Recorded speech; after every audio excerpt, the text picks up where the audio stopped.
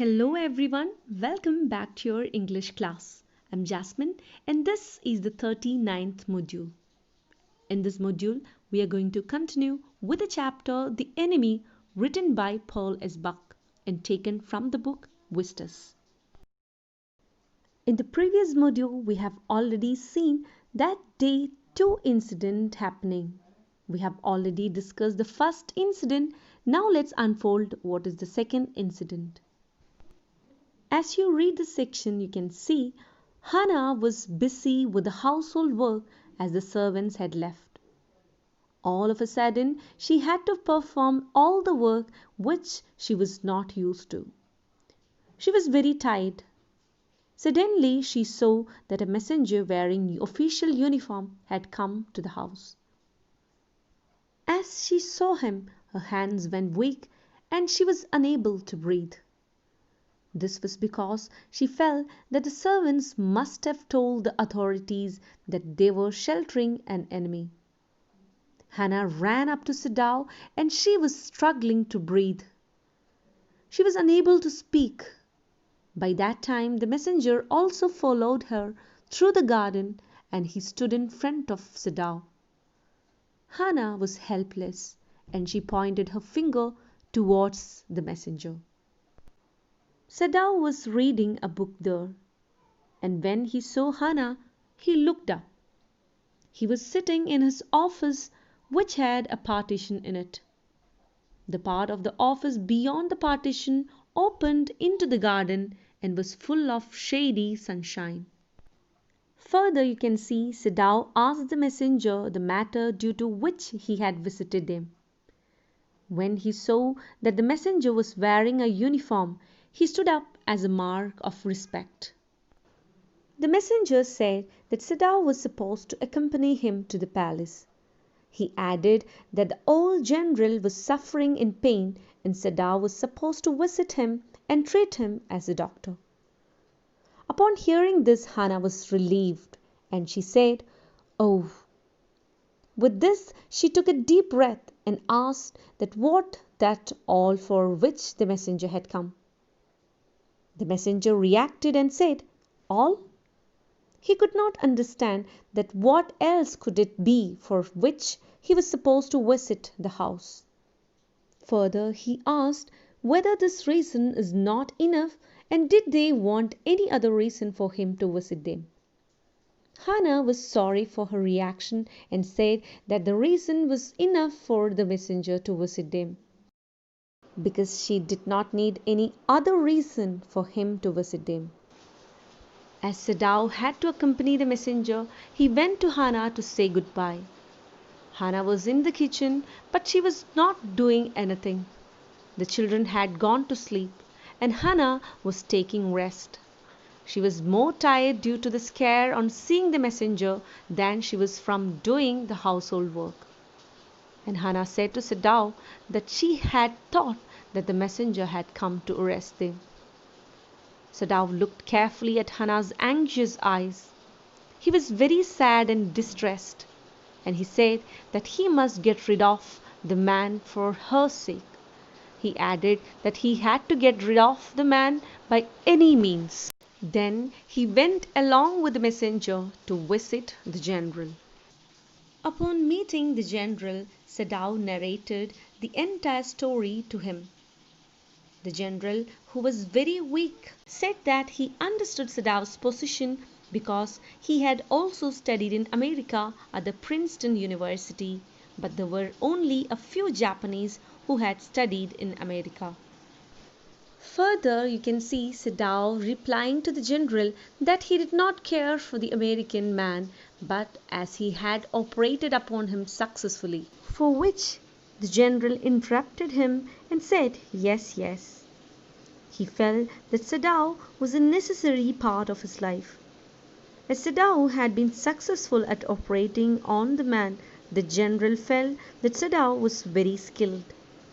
The general asked that did Sadao think that the general had any chance of surviving another heart attack as the one he had that day. Sadao replied that in his opinion the general could not survive more than one such heart attack. Further, you can see the general saying that then in that case he could not allow anything to happen to Sadao. He wanted to say that he needed Sadao and so he would protect him. The general's long, weak, yellowish face became expressionless because he was thinking about Sadao being arrested. He became serious, closed his eyes at the thought of Sadao being arrested, and said that Sadao could not be arrested. Further, he added that if Sadao was sentenced to death and he needed an operation the next day, then who would operate upon him? So the general wanted to say that he needed Sadao and so he would protect him and he would not let anything happen to him. Thus Sadao suggested to the general that there were many other surgeons in Japan. The general replied that he did not trust anyone else other than Sadao. He added that the best surgeons had been trained by the Germans and for them the operation would be successful even if the general died. He did not care for their point of view. The general added that the Japanese could not combine the harsh nature of the Germans with the emotional nature of the Americans. So the general wanted to say that they did not have such persons who could combine the harsh nature of a German and the emotional nature of an American. He said that if they would have been able to do that, then Sadao could be harsh and could turn the prisoner to the Japanese and at the same time be emotional and not murder the general during the operation. With this the general laughed. The writer here says that the general had a strange sense of humor. He was very witty. Then he asked Sadao that being Japanese could he not combine these two foreign elements. So the foreign elements to which the general is referring is the harsh nature of a German and the emotional nature of an American. And you can see Sadao responding with a smile. He smiled at the general's question and said that he was not quite sure about it, but for his betterment he was willing to try it out. Thus the general shook his head as he did not want to be such a person on whom a new trial would be made. Suddenly the general felt weak and emotional as he was reminded of the problems he had faced throughout his life while fulfilling his duties and responsibilities in various wars won by Japan. The general was irritated and said that the happening of the injured man reaching his house was an unfortunate one, and Sadao agrees with him. Thus the general said that the best solution was to kill the man quietly. He added that he would not be killed by Sadao but by his hired killers. He would send 2 killers to Sadao's house that night or any night. Sadao did not need to know about it. As the weather was warm those days, he wanted Sadao to act naturally and keep the door of the outer partition of the man's room open. As it opened into the garden, it would give easy access to the killers while the man was asleep. Sadao agreed that the idea seemed natural. He added that they did leave the door of the outer partition open at night.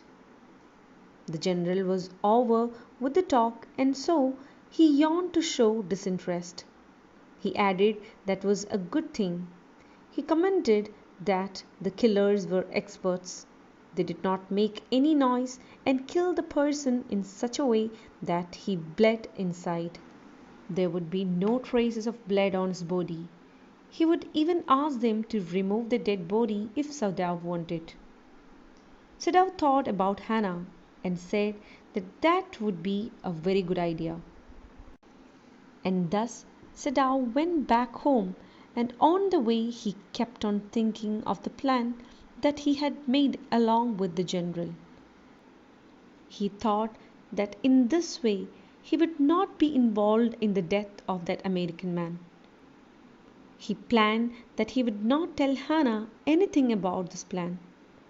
Hana would not like the idea of the hired killers coming to their house but such persons were essential in a place like Japan. It was the only way for the rulers to deal with their opponents. Now let's make a pause here and let's see what happens further in the story in the next module. Thank you.